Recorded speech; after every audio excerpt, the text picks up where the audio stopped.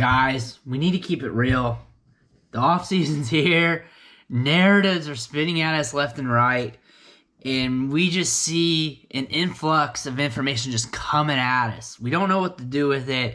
And it's allowing a lot of fantasy gamers to make a lot of bad decisions. Allowing us or some other players to allow players to fall in the draft, to get highly drafted, people getting pumped up. It's just what we see every year, year in and year out. News hits, the sky starts falling, and a player drops an ADP that shouldn't drop. And I'm talking about Jonathan Taylor right now, running back for the Colts. And as we all know, Carson Wentz is going to be out for a bit. He's going to be out multiple weeks to start the year. We also got news. We caught wind of Quentin Nelson having to get surgery, so he may be out multiple weeks. On Instagram, he posted that he's going to try and be back by week 1 or at week 1. That's the early stage of his timeline. We'll see what happens there. I'm sure he's going to fight and try to get back as soon as possible.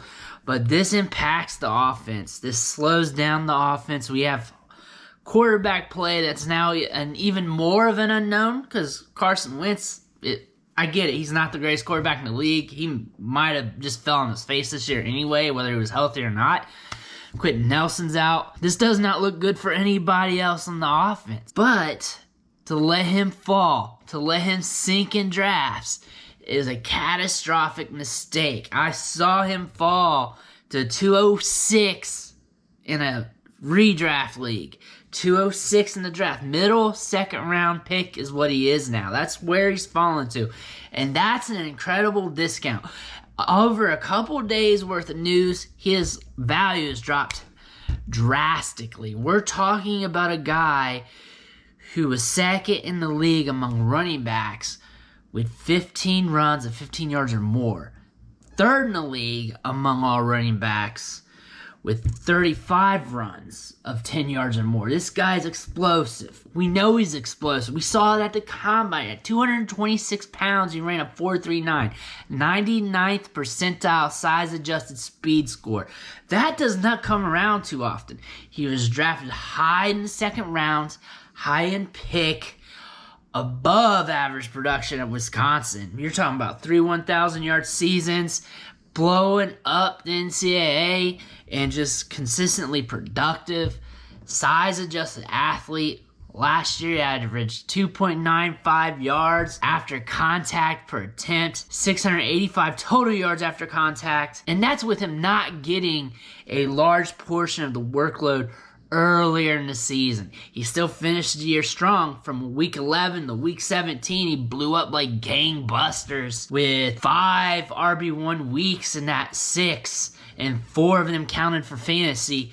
And he's only had 3 busts the entire year. Everyone acting like the sky was falling on Jonathan Taylor last year. He only busted 3 times last year. He had 5 RB1 weeks, 6 RB2 weeks. Pretty solid. Only 3 duds. Jonathan Taylor, when he's on the field, he balls out. A lot of changed with the dynamic here. A lot changed. I get it. The offense is probably going to stall out some. It's going to happen. But what's this offense going to flow through? Is it going to be Michael Pittman? Is it going to be T.Y. Hilton? Is it going to be Nyheim Hines? Are they going to rejuvenate Marlon Mack? Who are they going to rely on with their quarterback out, offensive line banged up? It's going to be Jonathan Taylor. He's going to get the touches. Oh, the narrative we're going to get here is Nyheim Hines is going to steal all the passing work. Jonathan Taylor's going to be left in the cold in the receiving game. We didn't see that much last year. The narrative last year going in was that he couldn't catch passes, that he was horrendous in the passing game, that he couldn't run routes.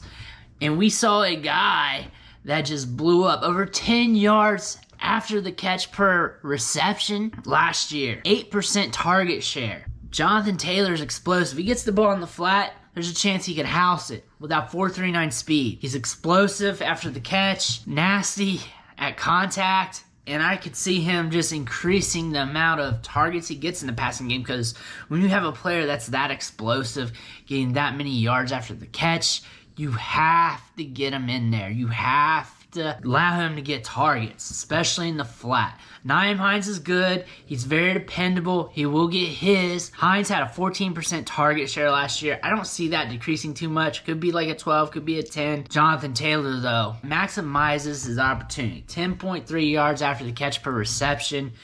One of the tops in the league among high-volume running backs. 371 yards after the catch. And that's with him getting bulk of his workload from week 11 to the end of the season. Taylor is just a different level compared to many other running backs in this league.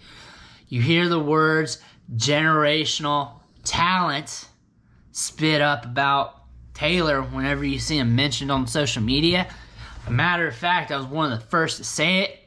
You're talking about a back who came out of college with a 41.8% dominator rating, broke out instantly as a freshman at age 18, and has been explosive ever since. Third in the league in rushing as a rookie last year, has done nothing but good while he was on the field. He had a slow start last year and ended the season on fire. Second in the league with 69 first downs among running backs. Second in the league, and he started late.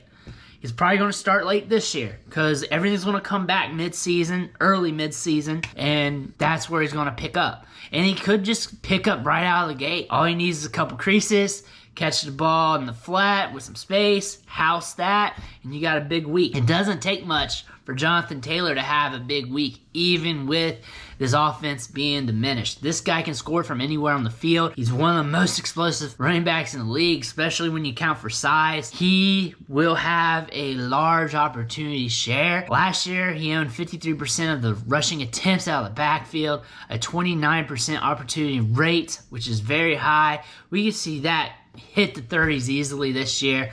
People are worried about Marlon Mack, but this dude's coming back from Achilles injury. Jonathan Taylor has asserted himself. Marlon Mack has tons of ground to make up, and there's no reason why you feed Mack when you got Taylor over here. Mack's going to get some mop-up work. Nyheim Hines is probably going to be losing some of his workload. That's probably going to happen. He's probably going to start losing some of that to Taylor because some of those checkdowns, some of that third down work is more efficient with Taylor on the field.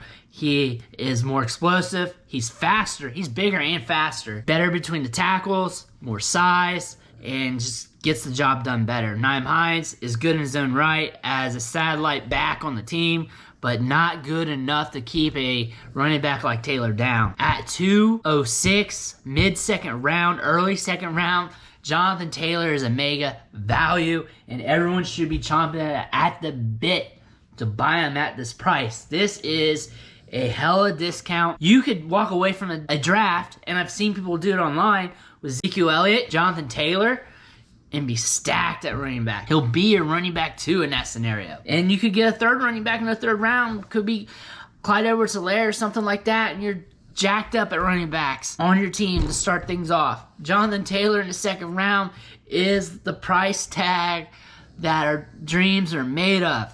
Jonathan Taylor falling this far in the draft because people want to be ignorant and worry about situation when we have a premier talent. And you can't say he's not a premier talent. What has he done in his career, college, NFL, that states otherwise? He hasn't. He blew up last year, third in the league in rushing as a rookie, got some work in the passing game, blew up at the college level, blew up at the combine. This dude just blows up. It's bombs over Baghdad when it comes to Jonathan Taylor, and he's going to keep blowing up because that's what he does. And he is a great running back, sees the field well, and I guarantee you, with a training camp under his belt, him to build continuity more with the line, with the scheme and all, you're going to see a fresher guy. You're going to see a guy that's more explosive, more decisive, because he's got more time in the system. After this rookie season, last year he didn't have that. It took him a couple extra weeks for him to get going. And when he was slower, when people were complaining about him, he was still producing RB2 weeks, his floor. So with him more asserted in the offense, with him being more of the focal point, we should expect RB1 weeks out of him no matter what, really. I don't see the offense really killing his value. I look for him to get a lot of touches. I look for him to make a lot of splash plays happen, catching some checkdowns. You're probably seeing 3 to 5 passes a game out of him. Large amount of targets. Larger than what you probably expect. What, he had 44 targets last year? We should see him creep up well past that. I wouldn't be surprised Taylor got 80 targets this year. I wouldn't be surprised he got 100 because this wide receiver corps isn't that great. It's not that great. We don't have any alphas on the wide receiver corpse. Corpse. This wide receiver group is a corpse. It's dead body. T.Y. Hilton's a dead man walking. Michael Pittman is not an alpha. Paris Campbell is always hurt. We do not have any alpha wide receivers here, so who are we going to rely on in this offense is Jonathan Taylor. Do not make the mistake and let him fall. Don't listen to the noise, which is obviously wrong. It's been wrong about Taylor this whole time. I don't know why people don't like Jonathan Taylor, but there is a hate rally out there. They go out into the woods, they set stuff on fire, they do their chants, and they hate on Jonathan Taylor. And that's what those people are. You want to be on the Jonathan Taylor train. You want to stay on that. Make sure you're drafting him in the second round, gobbling that up. And that's my word. That's all I got today. Make sure you tap on these videos so you don't miss out on the content. Hit subscribe down here, and I'll catch you next time.